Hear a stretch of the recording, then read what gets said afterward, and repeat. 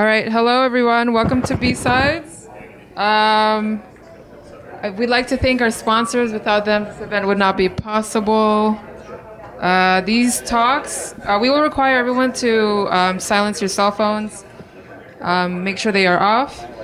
And at the end, if there are questions, I will be passing around the microphone. So just please make sure you raise your hand and I will come to you. Without further ado, this is No IOUs with IOT with Bryson Bort.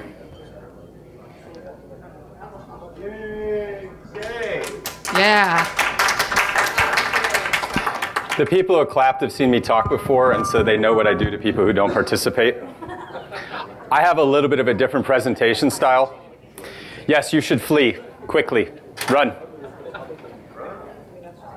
Where's the sound coming from? Because I'm getting feedback. Do you know where? Wow, it's in the cloud. Is it you? Is your mic on? No, my mic's not. All right. I will try to figure out where I'm supposed to stand to not cause problems. So I'm Bryson. We're going to be talking about IoT. So first of all, who's expecting somebody to drop O Day today?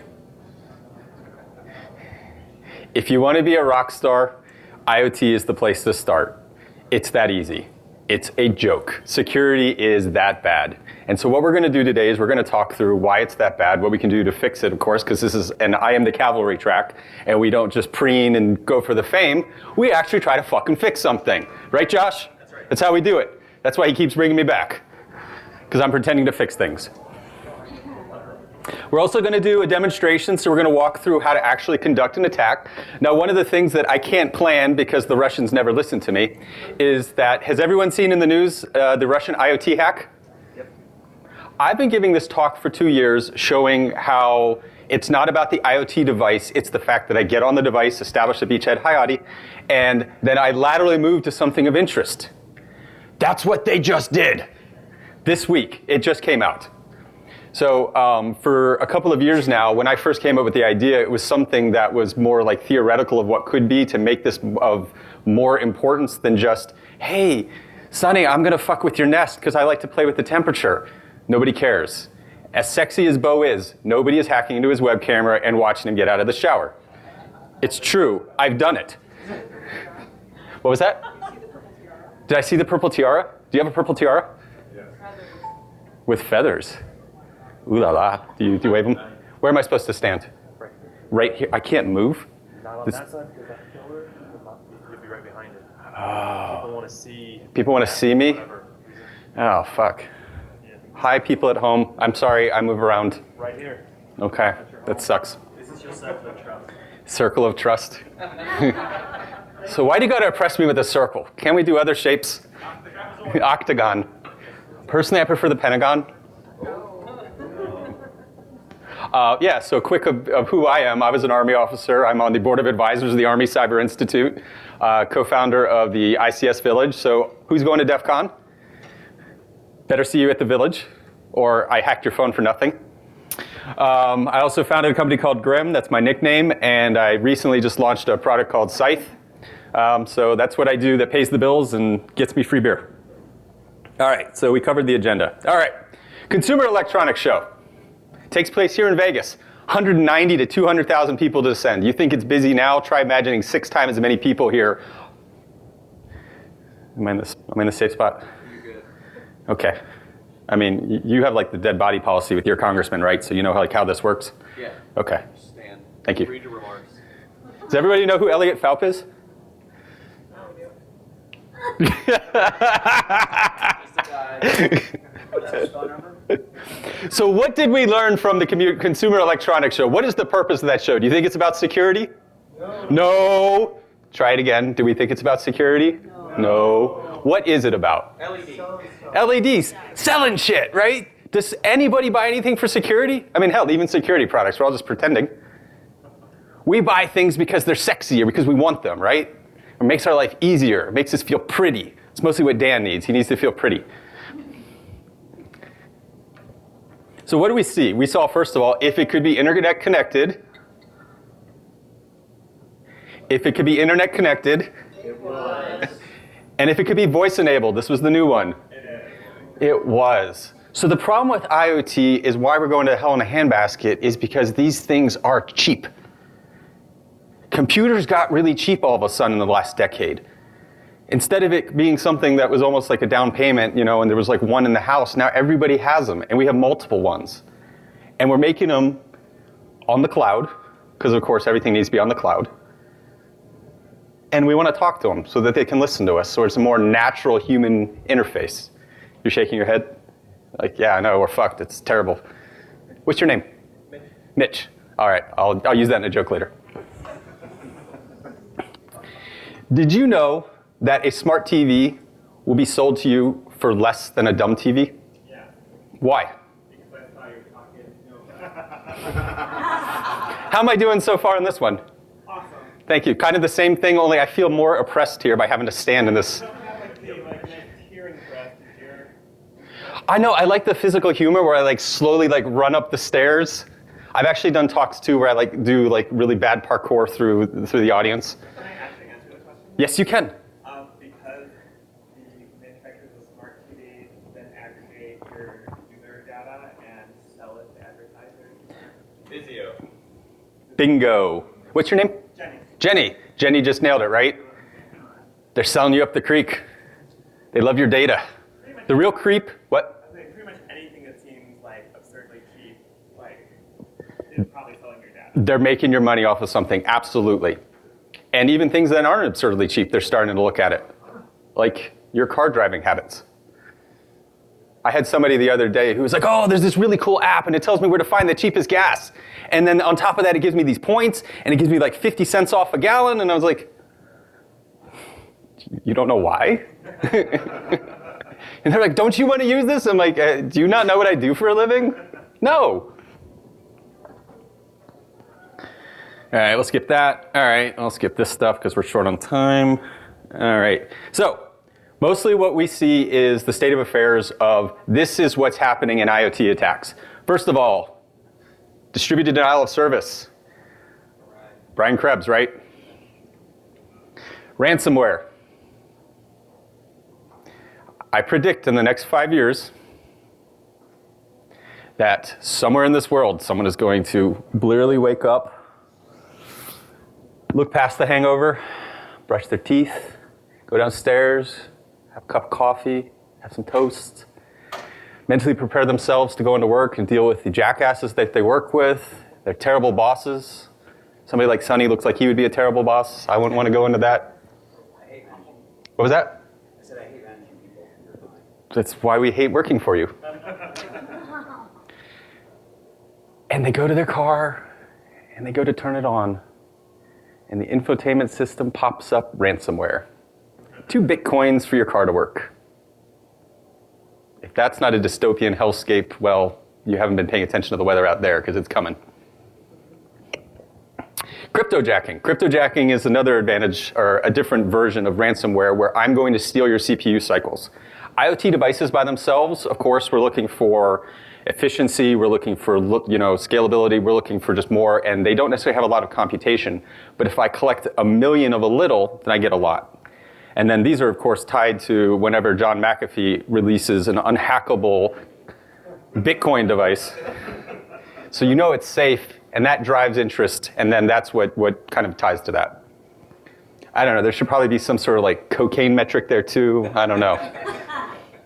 And then finally, as we were just talking about at the beginning, what the Russians just got doing. Lateral movement. This is why these things are killing us. Again, it's not the device itself. What the device itself has a limited function. But the fact is, when you think about it, I can't hack something I can't touch. And IT security, for as much as we can complain about it, is light years better than consumer products. Who's monitoring what's happening on your consumer products? You are? How? Firewall. A firewall? That's not monitoring. I see all of its network traffic. Do you? Yeah. Okay, so you actually are doing like stateful inspection. All right. Where do your devices go? Have you looked at that? They're always trying to go to China. They are always. That's actually not a joke. It's serious. I'm serious. If you plug it in and then you run snort and actually do packet inspection, literally every single device, for whatever reason, decides there's some random place in China that it wants to go say hello to. Now, I'm not suggesting that there's a conspiracy theory here and the Chinese are trying to do something to us.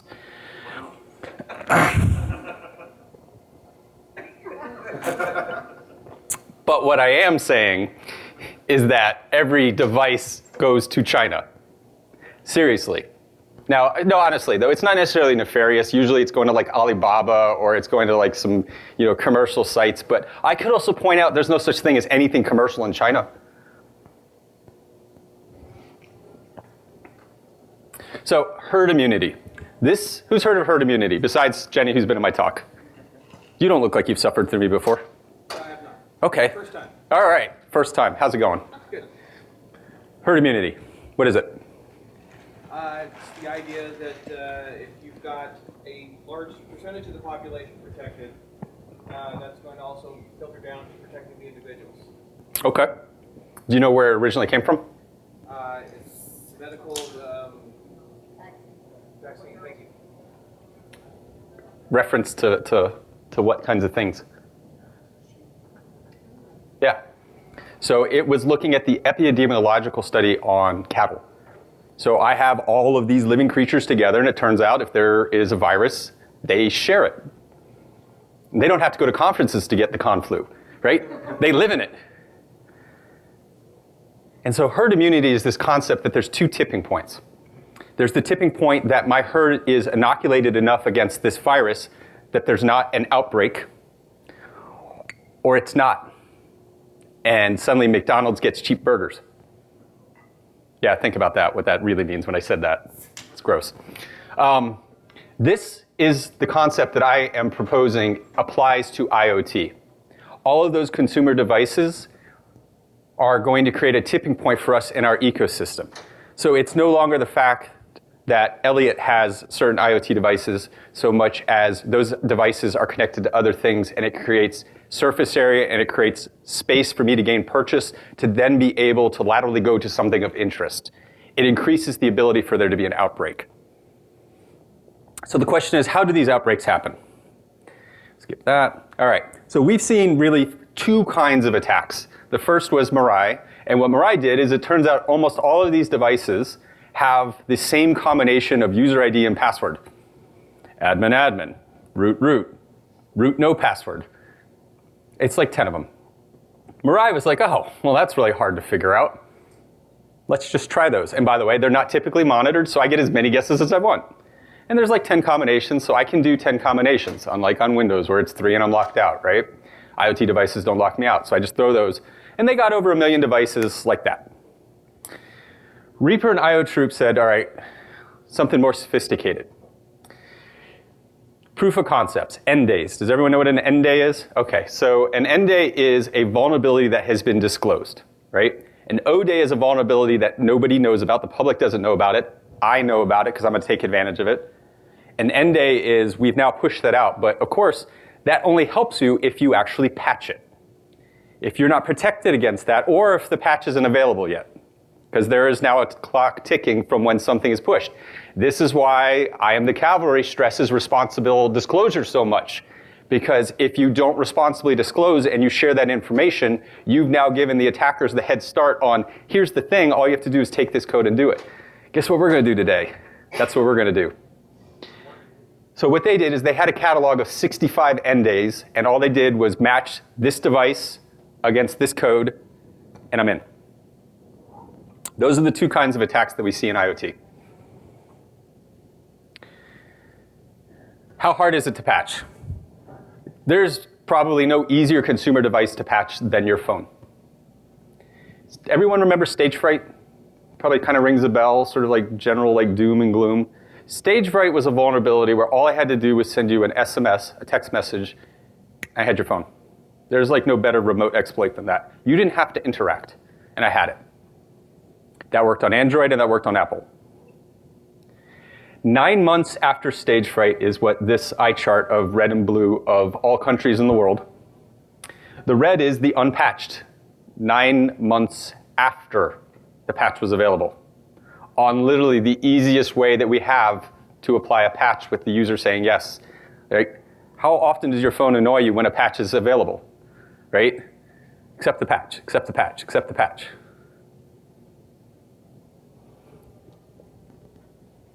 All right, so our setup. What we're going to use for this demonstration is a GeoVision webcam. This is not a knock on GeoVision. This is not a knock on webcams. This is merely a nominal IoT device that just happens to underpin this. And I'll show you toward the end of the presentation. Oh, I have 10 minutes left, okay. I'll show you toward the end of the presentation a quick sweep of GitHub that I did to show you how many proof of concepts are out there for free to use that you can just download. You don't even have to understand it to just, again, do the Reaper IO Troop attack. In addition, we have published a home lab that works with this. So you'll be able to do the demonstration of everything that I'm saying here at home on your own camera, not anybody else's, for demonstration purposes only. All right. Video cannot be loaded. Fantastic. Boom. All right, so here we are. We're the user. We're setting up the webcam. So we log in with the default credentials. Good news is the camera actually says, hey, please change this. Yes, score. Good job, GeoVision. Here's proof that hell exists. You know, don't you love when you go to a web page and you fill it all out and you try to put the password in and then they tell you their arbitrary password rules afterward and they reset the cache on everything? And you're like, God, I gotta do it again. There is evil in the world. Okay, so we're set up. We've changed the password. All right, so we're going to show the attack side. First thing we have to do is reconnaissance. I have to know something exists. I have to know what it is. Enumeration, identify exactly what it is. We're going to compromise it. We're going to pivot. And then we're going to have fun stealing what's on it. It's mandatory that we have a ridiculous picture to show what a hacker is. In this case, not only is he wearing a black balaclava, he is also wearing a bandana. And then for some reason is carrying something that has nothing to do with a computer.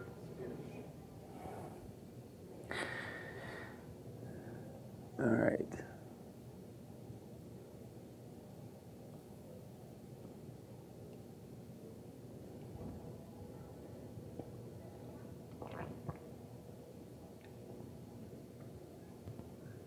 The Wheel of Death.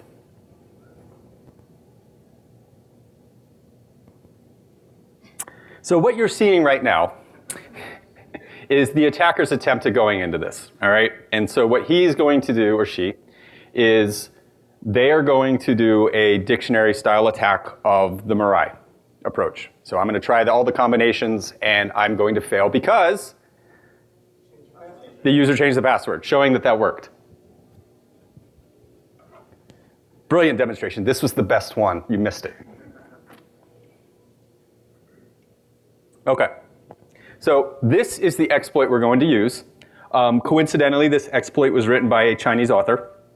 It is available here at this address. So this I think will all be available afterwards, so you can go and you can check it out yourself. This is also the part that is in the lab that I'll be sharing at the end, so you can get it all. And fundamentally, what it does is it does a remote exploit, and I get in. This was, I just for fun went on GitHub to see how many proof of concepts against IoT devices were out there. There were 28,000. So, you know, you can have fun. Yes, sir. Mitch. I mean, yes, Mitch. Good, everybody. Have you paired this with Shodan's API? Maybe. Would I release that? No. Because it wouldn't be your own campaign. No. I don't, yeah, I'm not going to go down that rabbit hole. No, I'm not releasing that. All right. The fun video, if it works.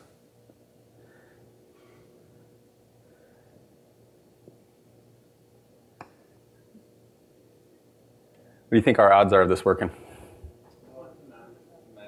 2%? Who said 2%? You said 2%? Was that like not like the 1%? Can make it political. 3.5. All right. Now we're throwing out random numbers. And I like that we departed from integers. That's well done. Pi %. You may have to be shot. So the exploit is not gone. There we go. Okay. So here's the hacker. All right. I don't know why the video is not working. So this was the fun part, and I will share these videos. So as a part of the lab, I don't traditionally do that, but I'll do that for you guys so that you can actually see what I was going to show here. And this is actually the really funny part. This is where I do the punchline. So I know, isn't that great when someone's like, "Yeah, I had a really funny joke," and you're like, "Uh-huh." It was UV traffic, maybe. Fair enough. I want to acknowledge that. We like our puns, okay? We're nerds. Who in here is a nerd? All right, those of you who don't, why are you self-hating? Own it. It's what we are, okay? Have you noticed the nerds are ruling the world? So what this demonstration was going to show is we're going to do a Reaper IO troop style attack where we've enumerated the device. We have our end day code that actually matches against that, and we get onto the computer. Then what the Russians did that just was discovered is they did a TCP dump. So I'm going to be looking at all the traffic around. In this particular instance, I was a little bit more straightforward, and I just went looking for Windows file shares. Because Windows with 90% market share, I'm pretty confident if I'm on either your enterprise or your home, Windows is what I want to look for, just in that particular instance. Doesn't take much more to add Mac and Linux. Once I found that file share, since I had a remote exploit in, I had the password because they didn't encrypt it locally. And how many of us use different passwords? Or slight variations on the same password? That's what we did to get into the Windows file share. At that point, what we get is we got your fun pictures, which were demonstrated here.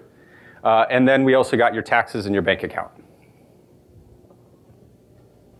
I guess that didn't sound like much of a punchline when I say it that way. Okay. We don't have time for enterprise. Oh, this is kind of funny.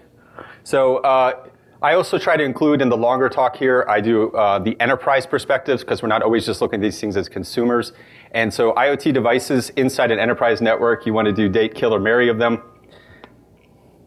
That should be your policy. Not your friends, skip this. All right, so what can we do? How can we make this better? Behind a firewall, high five Mitch. Change the default credentials, we learned that one. Turns out you don't have to be faster than the fancy bear, just faster than the other people that are running from the fancy bear. Patches. Who actually patches their IoT devices? You're lying. I'm teasing, Jetty. One device, pretty easy to do. Are you sure you only have one device? I'm pretty sure. I've also violated a lot of my warranties, making things dumb. Violated a lot of warranties by making them dumb. I feel like you ran around your house hitting things with a shovel. Soldering iron. Ooh, sophisticated shovel. Patches. Once a year, just like spring cleaning. Hi, Karen. Hi. She's super cool. Her talk's way better than mine. And it's coming up now. And it's coming up next. Not way better than yours, but we'll definitely have more comic books.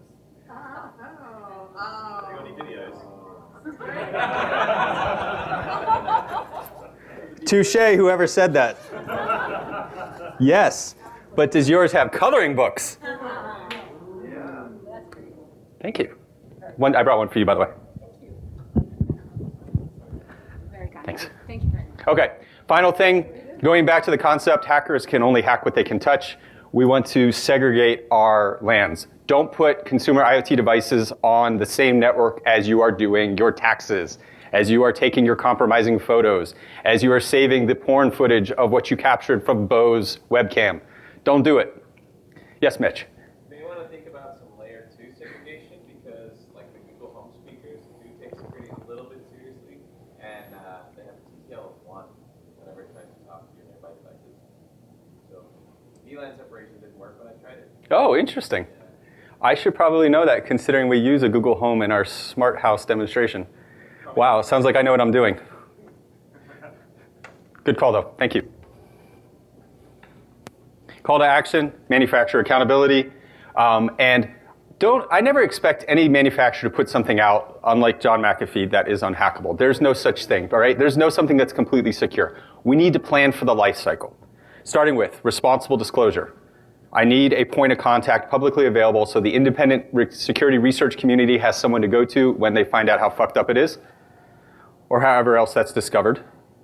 I need to have a plan for triaging with an expectation of when I will respond because you submitted something, and then a convenient way to push out the patches so that consumers can actually apply them.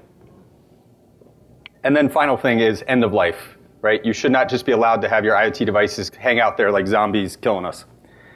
References for more info, some of those, plus I Am The Cavalry. Questions? IPv6, no more NAS. How do we work with that? Firewall. That's all I got. His question was IPv6, no more now what? Yeah, I mean, that's a good question because now you're going to have direct IP addressing to those devices. But you still have that choke point at the connection end. So going back to the firewall, that's what you're going to have to do is controlling those things to specific devices and what those connections are. So how do I tell my mother how to put in the firewall? Aren't you a good son and don't you do it? Oh, I do. I do, but I'd like to, Guilt is the answer. I'd like to know how to. No, you're absolutely right. I mean, at the end of the day, most of the folks out in the world don't understand half of this stuff, and how can we expect them to do it? Yeah, I don't have a great answer to that. That was easy. I put a device in and it was done. Yep. Now I don't know what's. All I got is firewall. Bryson, you mentioned the lab. Is that what the previous slide said? URL? Was it? Yeah, there it is.